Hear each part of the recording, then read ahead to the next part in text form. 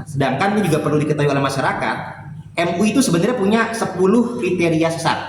Nah, biasanya ada satu kriteria sesat itu biasanya sudah ditindak oleh MUI. Misalkan ada yang meyakini adanya nabi setelah Nabi Muhammad, seperti Lia Eden, seperti Gavatar, seperti Ahmadiyah, itu sudah diklaim sesat karena melanggar satu kriteria. Sedangkan para Habib Ba'alawi Masalaman dengan berbagai ratusan kesesatannya, kalau dikriterikan dalam 10 kriteria sesat, itu kurang lebih masuk sampai dengan 5 atau sampai dengan 6 kriteria sesat. Jadi dari 10, 50 sampai 60%-nya, yaitu tidak sesuai dengan rukun iman, karena mereka menyampaikan bahwasanya apabila nggak percaya Habib itu adalah murtad atau kafir, padahal rukun iman itu hanya 6, tidak ada 7 iman kepada Habib, tidak ada sebagai cucu Nabi. Dan juga takfiri juga merupakan salah satu kriteria sesat. Dan juga masalah tidak sesuai dengan rukun Islam, karena mereka rukun Islam itu hanya 5, mereka menambahkan lagi ketarim. Nah, itu tidak sesuai dengan Islam.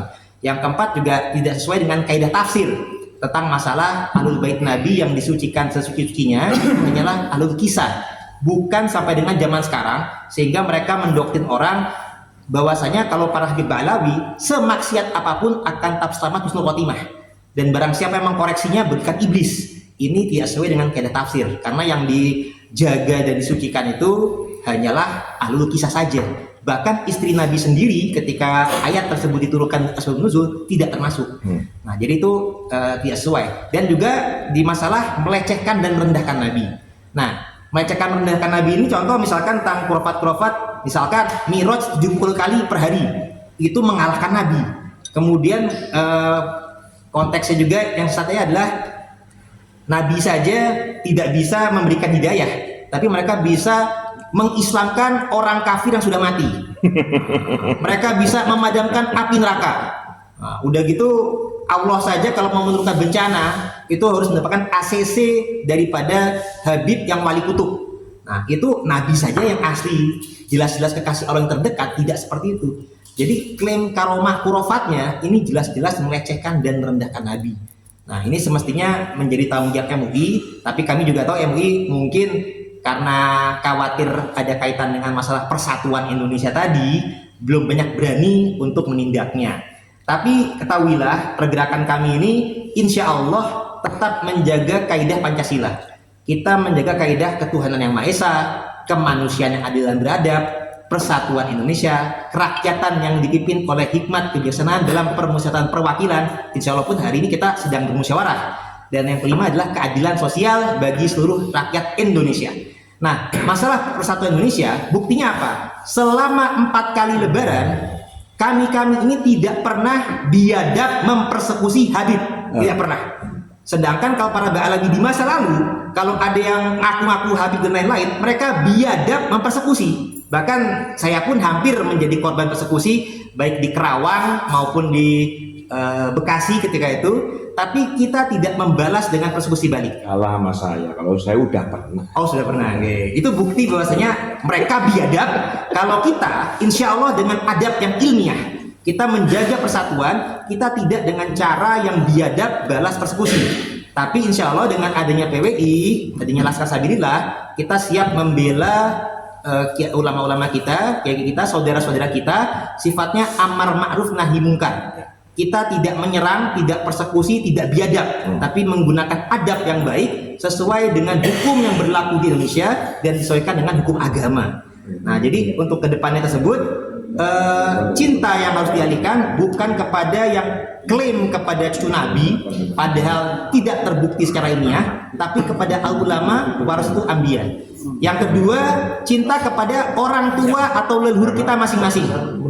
Nah, leluhur kita masing-masing bukan mulia dikarenakan karena ketuhanan Nabi maka lebih mulia, bukan. Tapi yang lebih mulia sesuai Al-Quran, inna akramakum indallahi atqakum, ketakwaan. Nah, jadi di sini akan menjadi fastabiqul khairat. Mari kita berlomba-lomba dalam kebaikan, berlomba-lomba dalam berbuat takwa. Dan juga kita cintai leluhur-leluhur kita masing-masing. Baik yang orang Jawa mencintai leluhurnya yang Jawa yang takwa, yang orang Sunda mencintai leluhurnya yang Sunda yang takwa, yang orang Ambon atau yang Islam ya. Nah, andai kata yang non Muslim, karena ini kita kebangsaan, mencintai leluhurnya yang baik-baik. Nah, karena juga dalam kaidah agama Islam, orang yang paling utama itu adalah yang bermanfaat buat orang banyak. Nah, jadi kita cari dalam sejarah keluarga kita, leluhur-leluhur kita, sesepuh-sesepuh kita yang memiliki keutamaan bermanfaat orang banyak, cintailah mereka, cintailah leluhur kita. Dan juga kita juga mengkaji sejarah-sejarah yang ada. Ketika ada sejarah masalah peradaban, kemudian kita leluhur kita ada yang membuat candi Borobudur, Prambanan, masa-masa itu udah arsitekturnya juga luar biasa, di mana di zaman tempat lain hanya sekedar ya tidak berarsitektur yang nyeni, tapi di Nusantara itu bahkan dari abad 2 Masehi saja di Candi Jiwa di Candi Blandongan di Kerawang, abad 4 di Borobudur dan Prambanan itu sudah menunjukkan kehebatan leluhur-leluhur kita yang cerdas, yang arsitekturnya itu memiliki keistimewaan. Nah, kita sebagai bangsa yang harus mau menjadi besar, tidak boleh kerdil, jangan menganggap orang-orang bangsa lain yang seakan-akan wah lebih ganteng dan lain-lain, kita kemudian menjadi bermental inferior. Kita harus mencintai bangsa kita sendiri masing-masing, cari leluhur kita yang memiliki prestasi dan jasa, sehingga itu yang kita cintai. Yang ketiga, cinta yang kita alihkan adalah kepada pahlawan. Jadi founding father kita juga telah menyampaikan bahwasanya bangsa yang besar adalah bangsa yang mencintai pahlawannya sendiri. Nah, jadi daripada kita mencintai Habib-Habib yang palsu nasabnya, tapi cintailah pahlawan-pahlawan daerah kita masing-masing. Misalkan di Tangerang, Banten, cintailah Aryawang Tangerang, Aryawang Sakara. Banten, Stadion Tirtayasa. Mungkin kalau di Jogja atau di Banyumas ada yang ketemu Pangeran Diponegoro, cintailah Pangeran Diponegoro. Dan juga dan lain-lain di tempat-tempat daerah masing-masing, cintailah pahlawan setempat masing-masing. Dan juga cintailah guru, karena guru ini adalah pahlawan tanpa tanda jasa. Jadi guru masing-masing cintailah, itu lebih mulia dan lebih membawa keberkahan daripada mencintai Habib yang nasabnya pun tidak betul kepada Nabi.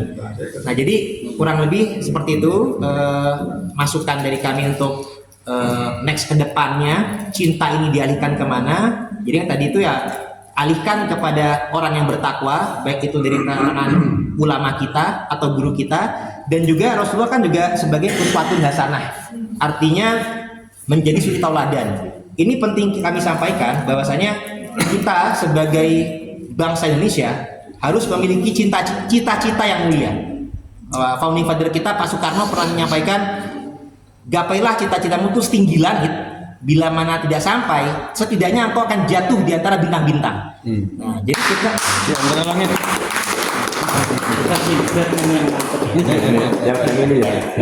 Jadi cintailah cita-cita kita dan cintailah tokoh-tokoh yang telah berhasil menggapai cita-citanya yang bisa kita teladani.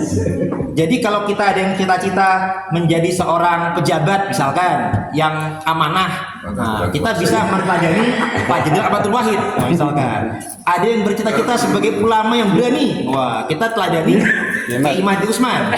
Ada yang cita-cita kepada sebagai YouTuber yang berani, ya mungkin Pak Agus Mar bisa dinikah dan lain sebagainya. Artinya disesuaikan dengan cita-cita masing-masing, kemudian cari tokoh-tokoh yang telah berhasil menggapai cita-cita yang sesuai dengan cita-cita kita sehingga bisa menjadi teladan bagi kita. Gus Wat dulu.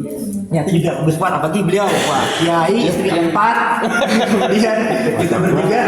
Nah, ini bisa menjadi cita-cita luar biasa. Orang kabar ada istri 4 juga. Ada yang ngelidik dari sana. Jadi kurang lebih demikian. Nah, lebih kurangnya mohon dimaafkan. Wa Assalamualaikum warahmatullahi wabarakatuh. Waalaikumsalam warahmatullahi wabarakatuh. Yang terakhir kasih. Luar biasa. Lu belum terakhir masih banyak gak Pak? Kang Syarifuddin ya. Gus Muson nih yang jadi incaran. Banyak mereview tentang kebiadaban para kabib